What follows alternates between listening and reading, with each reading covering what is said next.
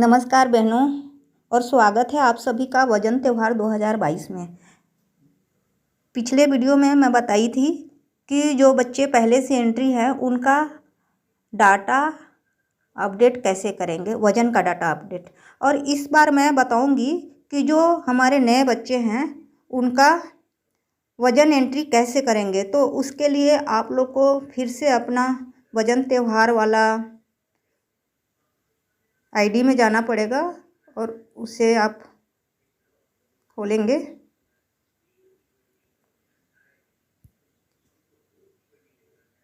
जब आपकी आईडी खुल जाती है तो आप देखेंगे कि पहले वाले बच्चों की डाटा अपडेट हो चुका है और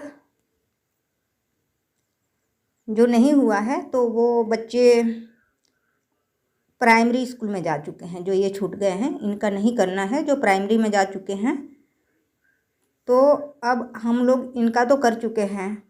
अब हम लोगों को नए बच्चे जो हमारे 6 महीने से नीचे के हैं या फिर 7-8 महीने के भी हो सकते हैं, जिनका पिछले बार नहीं हो पाया था, या अन्य बच्चे जो अभी आए हैं कहीं से या फिर कभी नाना नानी के चले गए थे, तो उनका भी हमें वज़न लेकर उनका भी डाटा एंट्री करना है ऑनलाइन। तो उसके लिए हम ये करेंगे कि अपनी आईडी में आप बिल्कुल किनारे में देखेंगे, ये हल्के लाल कलर में है, तो आप जिसमें न्यू चाइल्ड लिखा हुआ है, बहनों थोड़ी सी ज़रूरत है, बाकी ज़्यादा दिक्कत नहीं है। तो ये न्यू चाइल्ड पे आप जब क्लिक करेंगे तो ये पेज खुलेगा। ये पेज आप लोग को दिख रहा है, इसमें ऊपर में लिखा हुआ है ऐड न्यू चाइल्ड और फिर नीचे आंगनबाड़ी केंद्र का नाम। उसके बाद आप देखेंगे कि यहाँ पहले में ही चाइल्ड का नाम, तो ये बच्चे का नाम यहाँ लिखना है। तो यहाँ मैं बच्चे का नाम लिख रही हूँ।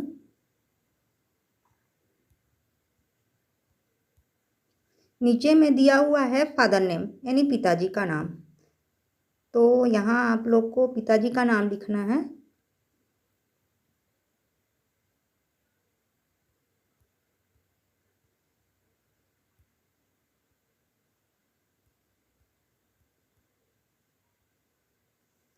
और उसके बाद आप नीचे देखेंगे तो मदर नेम दिया हुआ है यानी माता का नाम, तो यहाँ आप माँ का नाम लिखेंगे।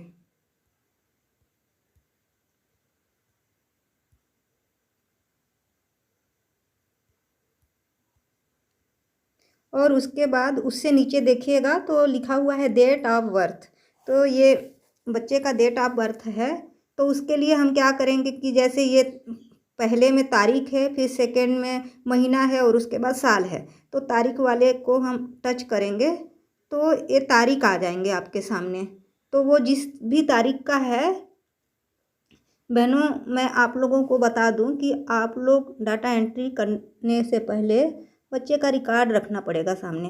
तो वो जिस तारीख का है आप उस पर टच करेंगे तो वो तारीख आ जाएगा, और उसके बाद वैसे ही महीना जो भी है महीना, तो आप उस पर टच करेंगे तो वो महीना आ जाएगा।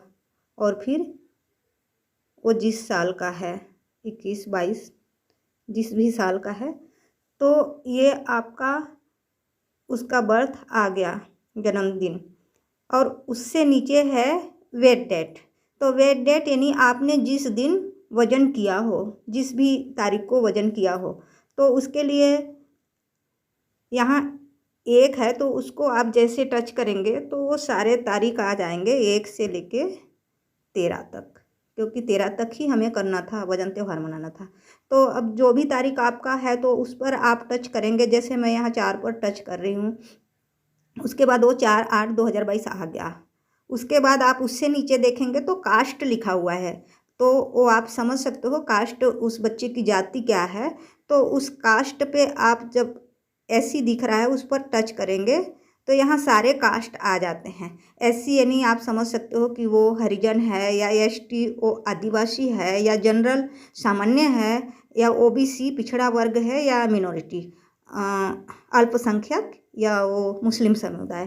तो आप जब आपका बच्चा यदि वो हरिजन में है तो आप एससी में टच करेंगे, आदिवासी है तो एसटी में टच करेंगे, सामान्य है तो जनरल में, या ओबीसी है पिछड़ा वर्ग तो ओबीसी में। तो मैं यहाँ जिस बच्चे का एंट्री कर रही हूँ वो ओबीसी है तो मैं ओबीसी को टच करूँगी। उसके बाद आप देखेंगे कि यहाँ जेंडर, उससे नीचे जेंडर लिखा हुआ है, तो जेंडर यानी उस बच्चे का लिंग क्या है।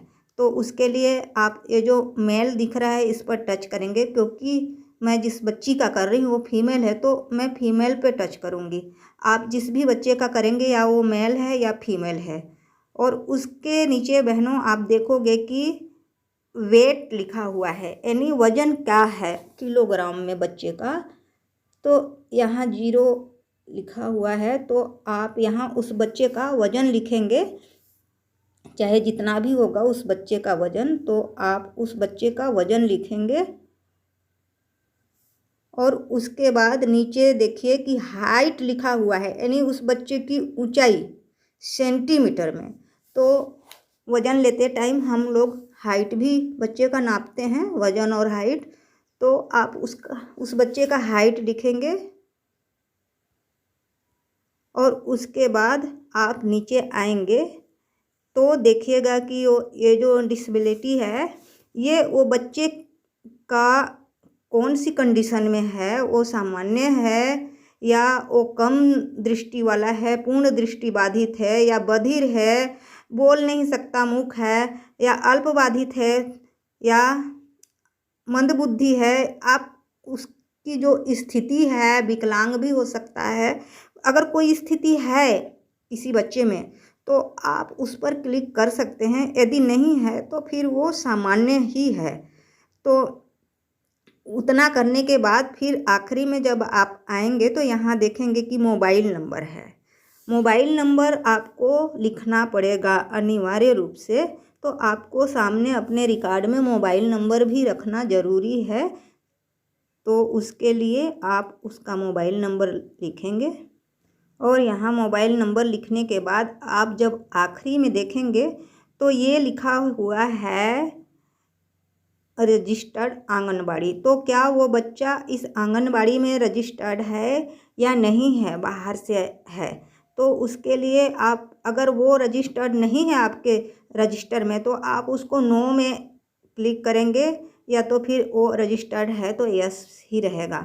उसके बाद आप देखेंगे कि ये सेव लिखा हुआ है नीचे नीले डब्बे में, तो आप जब उस पर टच करेंगे तो वो बच्चा आपके आईडी में सेव हो जाएगा। बस बहनों इतना सा ही प्रोसेस है। और वज़न एंट्री नहीं हो पाया है वो इस वीडियो को देखकर बहुत आराम से कर लेंगे, किसी की सहायता की ज़रूरत नहीं पड़ेगी।